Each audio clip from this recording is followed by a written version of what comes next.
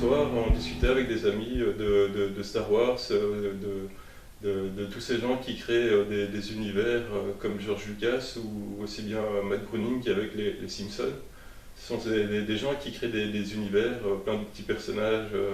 Je voyais plutôt ça en animation, mais sur une échelle restreinte avec des petits personnages assez petits sur un bureau où je pourrais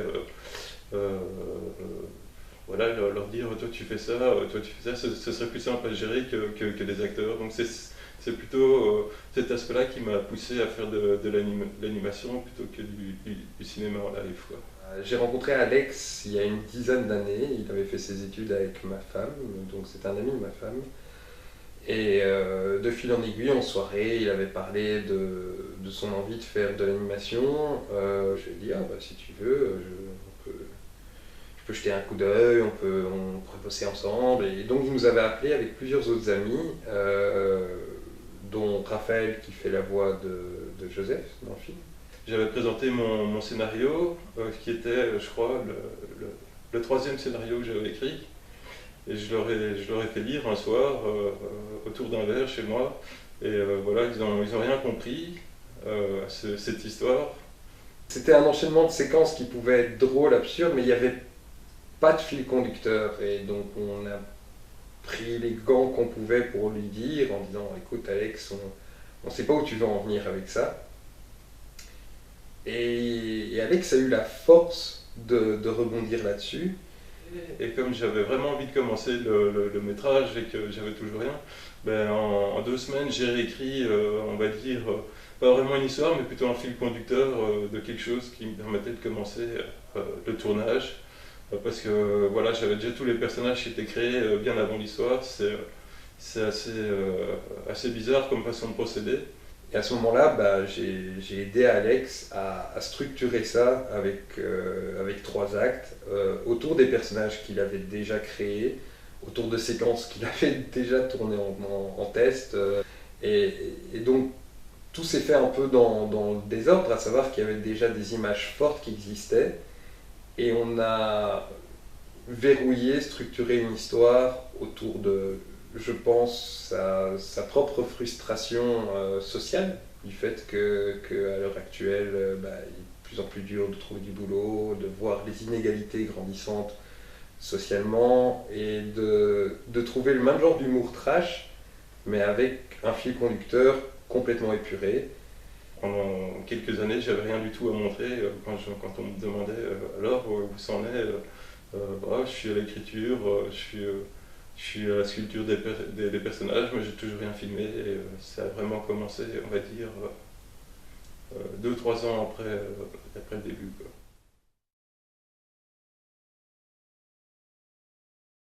Alors, Big Pig, oui, c'est pas juste. On fait pas un film juste avec des études de graphisme et une aide sur le scénario. Donc, effectivement, il y a toute une partie création des personnages, création des costumes, des décors, tout ça qui touche pas nécessairement au graphisme. J'attribuerais plus ça à un goût tout simplement que j'ai pour la création.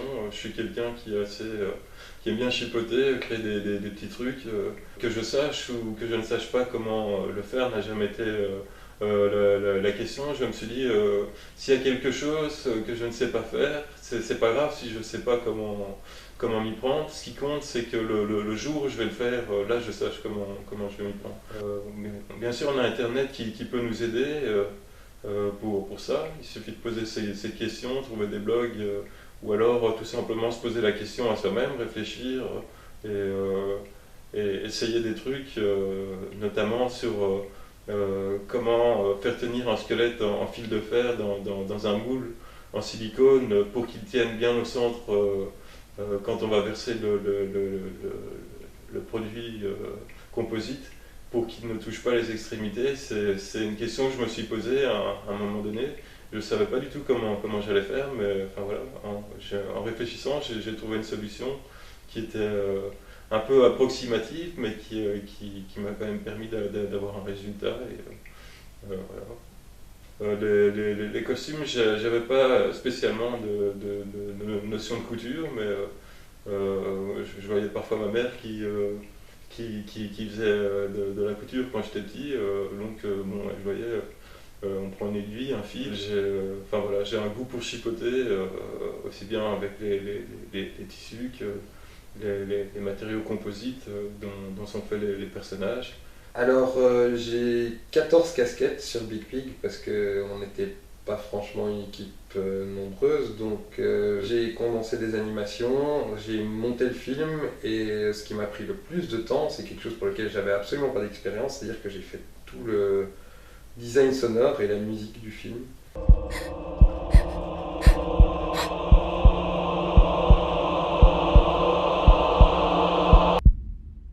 Ce sont les choses dont les gens ne se rendent pas compte, mais qu'ils subissent en fait, quand ils regardent un film. C'est-à-dire qu'il y a plein de choses, plein de sons en même temps dans les scènes.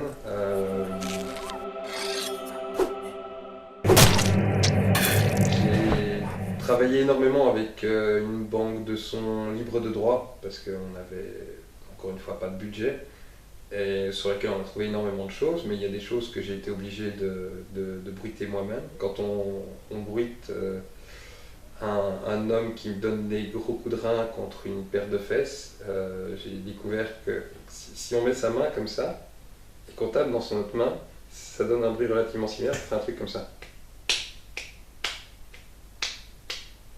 Et donc je faisais des bruits comme ça dans mon micro avec mon nouveau-né dans la pièce d'à côté, et c'était un peu étrange, mais voilà. Je suis content il mettra quelques années à le voir en fait, ce film, mon fils.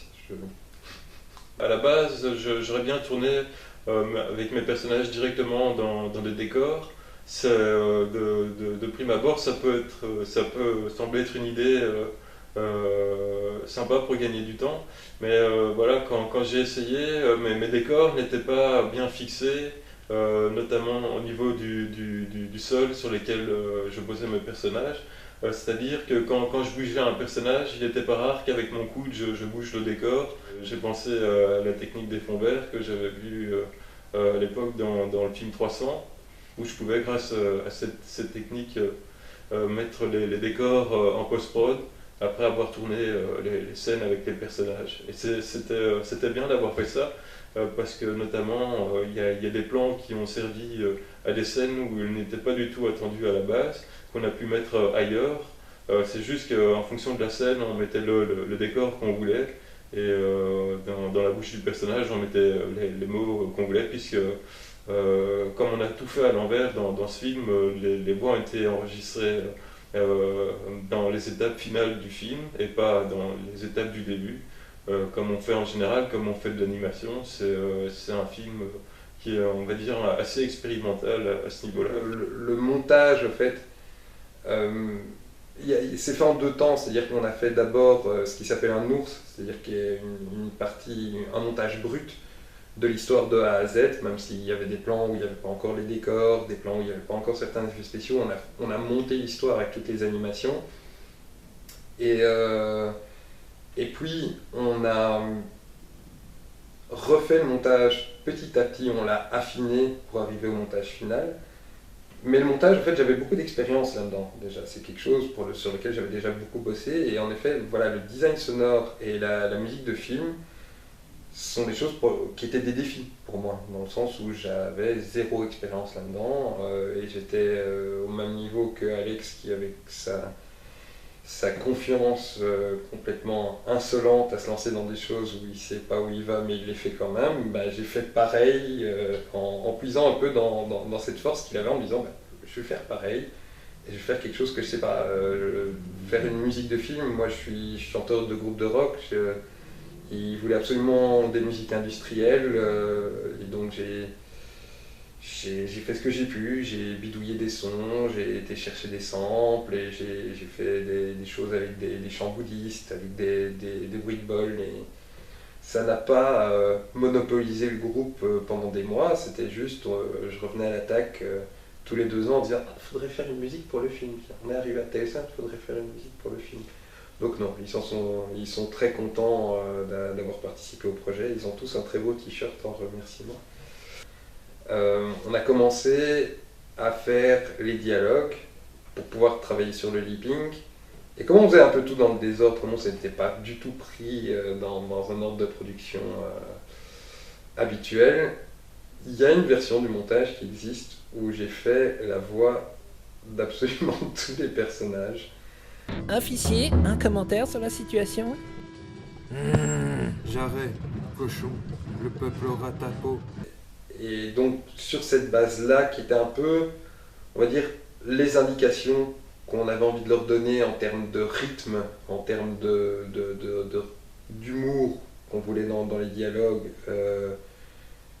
ils ont regardé cette version-là, et puis on a réenregistré les dialogues avec tout le monde. Par exemple avec Benjamin, qui est le gros caméléon du film, qui est le mec qui n'a pas de personnage principal. Benjamin Gaspard n'a aucun personnage principal à faire en tant que voix, mais il a quoi, 5 ou 6 personnages secondaires, et lui arrive déjà vachement à moduler sa voix. Et dans le cas de 2 personnages, j'ai utilisé un pitch shifter, qui est un effet avec lequel on peut légèrement changer le timbre d'une voix de quelqu'un. Si tu le fais trop, ça s'entend, mais si tu le fais légèrement, ça change juste le timbre de voix de la personne. Donc ça nous a permis, on était combien? On était 5, je crois, pour faire toutes les voix du film, d'avoir tous les personnages couverts par 5 personnes. Qu'est-ce que ça m'a fait de montrer enfin ce film devant toutes ces personnes à qui je parlais du film déjà depuis tant d'années. Et j'ai eu un peu peur au début parce que j'entendais pas les gens rire. Et donc je me suis dit, mince, qu'est-ce qui se passe? Est-ce que je vais me tirer d'ici en courant? Est-ce que c'est un échec? Est-ce qu'on n'a pas réussi à faire ce qu'on voulait faire? Il y a un moment de silence. Et dans ce moment de silence, j'entends les gens qui sont un peu pris en flagrant délit d'être en train de rigoler. Je me suis rendu compte qu'en fait c'était le son du film qui était assez haut en volume. Et du coup, j'entendais pas, mais il y avait quand même pas mal de gens qui rigolaient. Et du coup, j'étais content puisque c'était un peu le pari avec cette avant-première, c'était de voir si on allait faire rire les gens ou si c'était juste un film qui nous amusait. Moi et mon comparse.